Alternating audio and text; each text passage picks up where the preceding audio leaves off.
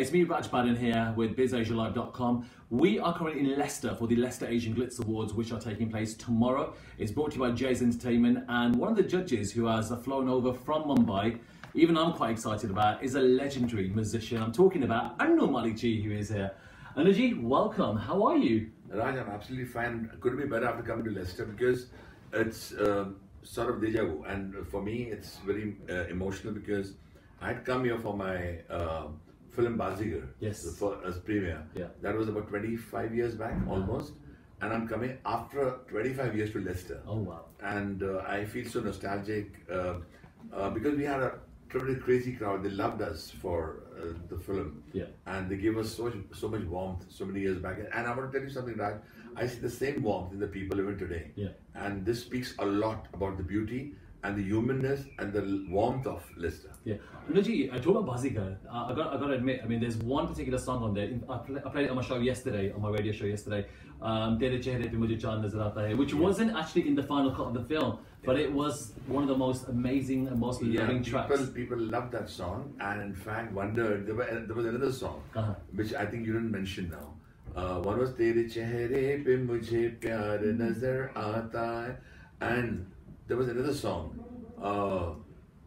समझ कर चांद जिसको आसमां ने दिल में रखा है मेरे महबूब की टूटी हुई चूड़ी का टुकड़ा है. So they didn't keep it in the film, but now people say, why weren't they in the film? Yeah. And it's a great feeling to know that the songs, in spite of not being picturized, have stood the test of time. I mean, it speaks for itself. I mean, those songs, even now, we play them here on the radio all the time because we were born in the 90s, as the station was born in the 90s. Wow. And we were playing all these songs then. So all your typical Anu Malik songs, we were playing them on the radio. And we love the soundtrack of Bazigar. So it's just some nostalgia. We talked about 25 years ago, about Bazigar. And it's such a massive thing. So you're here for the Leicester Asian Glitz Awards. Yeah, I'm very excited to be here. Jay's Entertainment gave me a call and said, we have an idea. Then why don't you just come over here and judge a award called Laga? So I said, what does it stand for? It's the Leicester Asian Glitz Awards, and we'll have singing, a segment for singing. We'll have a segment for dancing, and I said, who else is there with me? And they said, you and Jamie can come. Jamie is Johnny Bhai's daughter, and she's a tremendous talent. And I said, it's a good idea instead of a usual show. If you do this where you can discover some talent, you will never know. I may suddenly discover a male or a female singer who's fantastic, and he or she could be ready to sing. Provided they're very good. So I mean, you've done the judging on Indian Idol prior to this as well. I've done Indian Idol 7 seasons. I'm the only judge that has been repeated since originally. Since it's a huge thing, and there's a nice story to this Indian Idol thing. It's because I was not going to do this show. I was in Canada at that time, in Toronto, and I was doing 2 films simultaneously, Murder and, if you remember, Mehuna. So I was caught up in those 2 films, and I got a call from a lady from Fremantle saying that, would you please pick up my phone, there's a message. And I said, what is it? We want you to do a show called, we want you to do a show for us on television. She used that. So I said, no, I'm not interested. And I was with my daughters, Anmol and Ada, they went to Toronto with my wife Anju. And Anmol was only about 12 at the time, or 10, she was 10. So 5 times I rejected the show. Again that lady rang up, said, we only want you. And I said, please name the show. So Anmol overheard me speaking. She said, the name of the show is Indian Idol. I said, Indian Idol. The moment I said Indian Idol, my daughter Anmol jumped, Daddy, it's American Idol. It's American Idol. Because she was more clued in to, these kids are so clued in. So I said, American Idol, what is that? They want you as Simon Cowell. They want you as the man who speaks the truth, and you know how you are. It's true, you always speak your mind out. So and then I agreed, because my daughter told me, Anmol, that this is the show you should be on. And that was just 10. And then after that, from that time till today, I did 7 seasons with Indian Idol as a judge. I mean, is it coming back this year? Is there talk? I don't know. There are talks about it. But unless they confirm with me, I don't know. But people keep on saying that we want to see you back. So it's a great feeling. I think, is anyone as ruthless or anyone as cutthroat and straightforward with the opinion? It's got to be you. Yeah, I've got to be honest with people. If I don't like something, I don't like something. If I like something, I like something. That's the way I am. I can't change myself for anybody in the world. I'm not one of those guys who will come and say, you know, I'm not just because you praise me, I just start scratching your back because you praise me. I can't do that. I believe in being honest to the world. It's good. It's good. Yeah. I'm honest to myself, honestly. When I make a song and if I don't like it, I always tell myself, hey, it's bad. Yeah. Yeah. I tell this to myself. How if you're not honest, it won't work. I mean, how am I going to make you sing? Yeah. Or hum my tune? Yeah.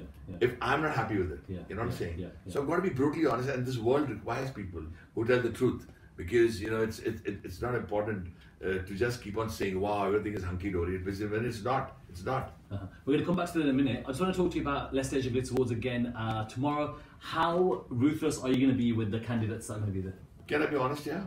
Very honest? Not very, because these people are not prepared. Yeah.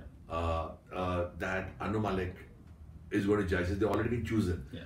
I am very tough when I go with the format, where there's a pre-auditioning, and after the pre-auditioning there's an auditioning. Yeah. But I'm very, very tough. Yeah. I also take off on characters sometimes when they come in front of me. But some are fabulously talented. Then, if the format, it's a format where I'm stepping into the theatre round and stepping into the galas, then I'm very, very brutally honest. But here, the singers have been selected. Yeah. They've had a voting, and they've just come to have fun. And for them, they just be excited to see me. Yeah. And you know, I just can't suddenly say, you know, you don't know how to sing and all that. Come on, that's been too rude. I can't do that. I won't be. That's good. Good to know. And also, you going back to what you were saying before about you being a great self-critic. Would you say there's a particular soundtrack that you're behind that even now when you listen back you think, oh, maybe I could have done this better? All the songs, all the time, every second, I always feel, I wish I could do this, I could turn things around. But then, tell me one artist who's satisfied. Even when you take an interview, the moment the interview gets over, I'll go out and say, oh, I missed out on that question. I could have done that back. That's human. So there are so many songs I wish I could have done better. But when they fetch me awards and laurels, I feel I must have done something right. For example, when I did the music of Refugee, it gave me my first national award. So I was pretty kicked about it. When I did the music of Bazigar. And okay, the things that I like the most is, I want you to say that I deserved it. For example, when I got an award for Bazigar, people said he deserved the Filmfare Award for Bazigar. When I got my second award for Fizza, people said he deserved it. Anu Malik deserved it. And when I got my third Filmfare Award for Mehuna, it was in London. Yeah. You know, I couldn't make it here. Yeah. And Shah Rukh and Farah picked it up on my behalf. They said he deserved it. So I like, when I got the National Award for Refugee, they said I deserved it. I like the feeling of being deserved. You know that I deserved it. Today, you find anyone getting an award anywhere. Yeah. For no rhyme or reason, and I wonder why. Yeah. There are 10 people standing for an award. I mean, what's happening? What's the whole deal about? What have you done? And in fact, when people get one award, they go around town. You know, they make banners and they say, "I made this song. Yeah. I made this." I find that funny, actually. I feel because many of our composers of our time, like including me, I've done more than 400 films.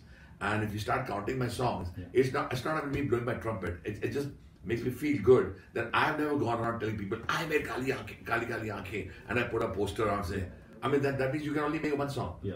I believe that you keep on making music, you keep on entertaining the people. For example, today when Jodwa became a hit, for me it was personally a very happy moment because 20 years back I sang the song of Salman Khan. Yeah. And many people ask me, did you sing it again? How did you manage to sing it like this for Varun Dhawan? And yes, I want to tell this on camera, that I sang this song again. Okay. And they insisted that I sing the song. And Akshay Kumar, I'm taking his name on your interview, that Akshay Kumar asked David Dhawan and Sajid Dadwal, I was starting the premiere, Anu, did you sing this song now? And I said, yes. And then before I could say it, David Dhawan and Sajid jumped and said, he sang it right in front of us. Wow. He sang the entire song and without melodyne. Yeah. You know, many people use those apps nowadays. Yeah. I just sang it within 15-20 minutes and I said I enjoyed it. And for me it was a great kick when it got 200 million views, YouTube hits. 200 million views for me is huge because Sajid Bhai just told me, the producer of the film, that you don't know your popularity. Even in those days there was no social media to even gauge this meter. And today, your voice, and I was personally happy that my voice got 200, it's not my tune, but also the voice got that kind of hits. You know? I didn't realize it made me, it gave me 200 million YouTube hits, and I didn't go around town talking about it, saying that I have done this song, and people know about it. come on, you know. Talking about modern day music, I mean, what is your take on it? Because it has changed incredibly. I mean, I'm a 90s kind of guy. I love my 90s music. You know, the stuff that you did with, you know, the Deep Shover did and Anu Malik did. You know, all that kind of, the music, that kind of melody is gone now. So what would you say about Well, you're talking to the wrong guy, Raj, because I am a guy of today now. Okay. Because I'm not the guy who's going to comment about the 90s music and say that was better than this. Because I want to be a part of this this race now. Because in 2015 I made Dam Lagenge Hai Sha. And I want to be a part of today's stars. I mean, I've done some great work with Shah Rukh, Salman, Amir, and I really adore them. If you really want to ask the truth, I literally love Shah Rukh, love Salman, and love Amir. There's a reason. Because I think they gave a lot of magic to my songs. You know, it's not me. It's only, you know, when I made a great song, Salman took it off. I mean, without Salman, Jurba would not be Jurba. Of course, yeah. You know, without a Shah Rukh, Bazi would not be Bazigar. Without Amir, Akele Hum Akele Tum or Ishq would not be what it is. Because they lent a lot of credibility to my music. And you need a star for great songs. After having said that, I want to be a part of today's crowd. You know, I want to be with young heroes and young heroines. And I'm doing a lot of films now. When I'm not announcing them, you'll come to know soon that I've signed my film with the best stars, the young stars, the youngsters who go crazy over the young boys and all that. And for me, that's a huge thing. So when you say music that we did in the 90s, great music. But online, yeah. So I'm saying that music today has changed because of technology. Yeah. We did live music many years back. We had violins, violas, cellos, trumpets, and all. Today, music is made on Logic. It's made on Nuendo. Yeah. Made on Cubase, Garage.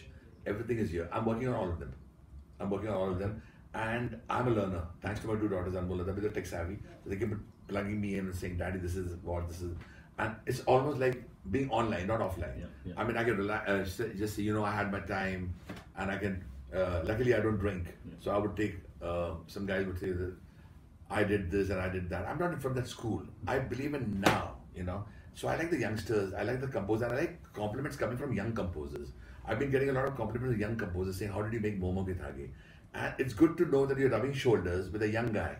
So I do miss the days of the 90s, but not to the point where I completely now would be lost in translation. Yeah.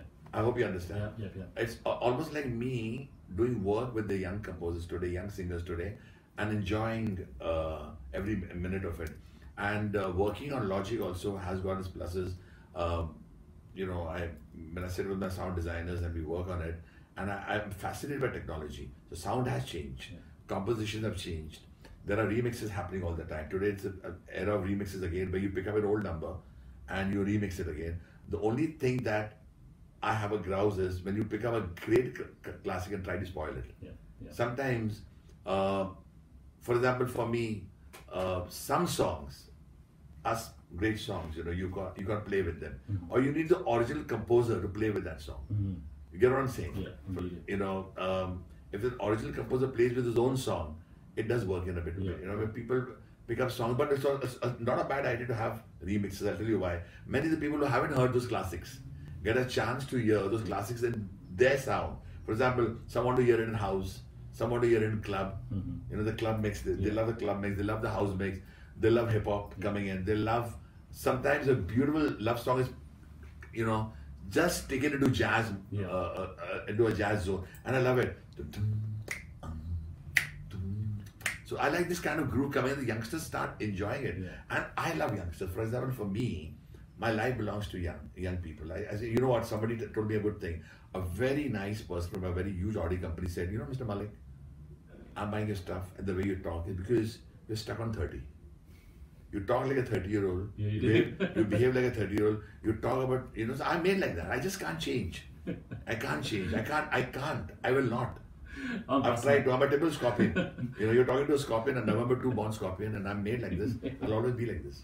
I mean, you're saying that you're fascinated by, you know, everything. I'm fascinated by you, the way you're talking and the way you're expressing yourself. It has been such a thrill meeting you today, and here coming to Subbase Radio and coming to Leicester for the Leicester Asian Glitz Awards. I wish you all the best with everything you do. What an honor to be talking to you and getting some lovely questions and answering beautiful questions. And I'm very happy to be in Leicester and looking forward to the Laga. So guys, if you go to see this interview today, come to see the award, the Leicester Asian Glitz Awards with Jayesh Entertainments. It's going to be fun. Thank you so much. Thank you.